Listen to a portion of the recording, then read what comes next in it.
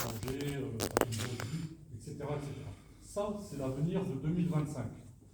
On a des projets encore, mais je pourrais vous les dire, mais je ne suis pas sûr de les faire et de les finir. Le pourquoi?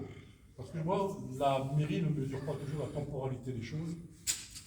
Pour preuve, je vous avais annoncé il n'y a pas longtemps, et je pense que la route du stade, voilà, la route du stade par elle-même, ça devait être 2023, 2024, en fin de compte, ça sera 2025 sur 2026.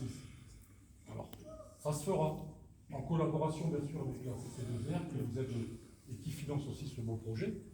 Donc, ça fait que la route de Pinard sera projetée pour la prochaine mandature. Ils seront en notre place, ou si c'est peut-être nous, on ne sait pas. Voilà, il faut savoir que ce projet-là, est-ce que monsieur le directeur de l'école, ici présent parmi nous, je tenais à le remercier, lui et ses enseignants, parce que notre école a aussi évolué. À l'heure actuelle, la fée électricité nous a pas toujours arrangé, mais ils sont dans les Algécos, où ça ressemble à des panneaux frigo, des coups ils ont chaud, des coups ils ont froid, mais ça se fait. Les écoles, on a eu des problèmes de chauffage, comme le ici, ça se fait tranquillement, tout en train de rentrer dans l'ordre, j'espère.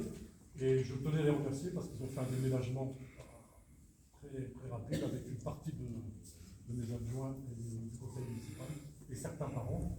Mais pour l'instant, l'école avance bien, l'ouverture peut-être sans préjuger va être 2025-2026, ouverture totale de l'école. Elle sera rénovée de fond en comble. Il y aura quelques aménagements encore à faire. Puisqu'on parle de l'école, j'ai quand même un désagrément. Nous avons un collège quand même de Valence d'Achat qui se trouve à Courbevoie. Et nous avons certains parents, cette année, qui sont impactés par un règlement que je trouve obsolète, c'est-à-dire qu'il faut qu'ils payent 196 € parce qu'ils se trouvent à moins de 3 km de leur lieu d'études. Ça fait qu'il y a quelques familles qui sont impactées à hauteur de 196 € par enfant scolarisé.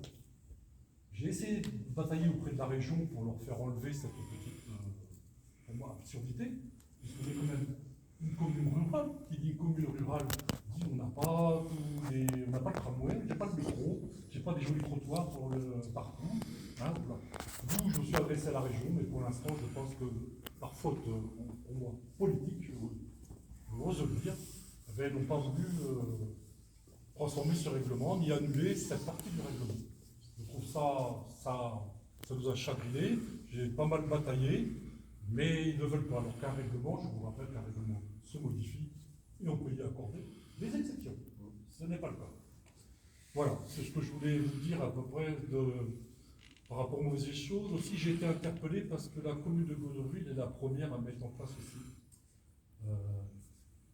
le SPANC, alors la régularisation du SPANC, je m'explique.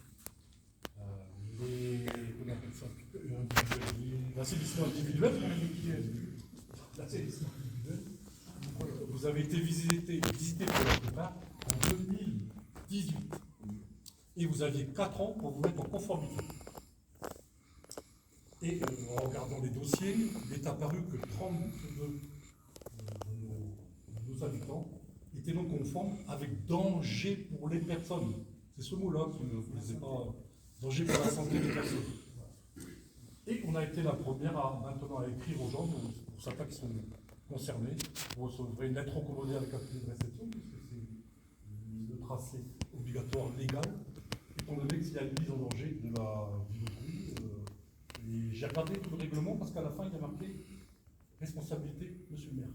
D'un moment, il pensait bien. Alors on a fait un courrier, vous aviez 4 ans pour vous mettre en conformité. Je vous rappelle, 2018 plus 4 ans, ça fait 2022. Et la commune a pris sur elle de dire qu'il y a eu 2 ans pour le Covid, faire des travaux pendant le Covid, c'était pareil. D'où on a reporté, ça fait qu'on ne fait partir des lettres recommandées que maintenant. Mais je tenais quand même à vous dire. Dans l'optimisme, écoutez, à remercier toutes les associations qui font vivre notre village.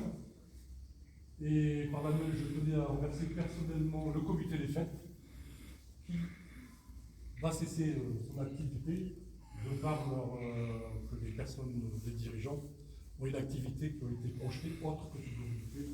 Ils sont sur Astapor. Je tenais à les remercier parce qu'ils ont fait un travail formidable, ainsi que on a tous apprécié les locaux, les belotes, la fête émotive,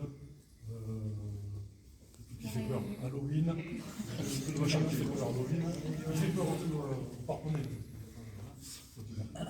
Et puis bien sûr la Saint-Sylvestre qui s'est bien passé, les gens, on a eu des remontées.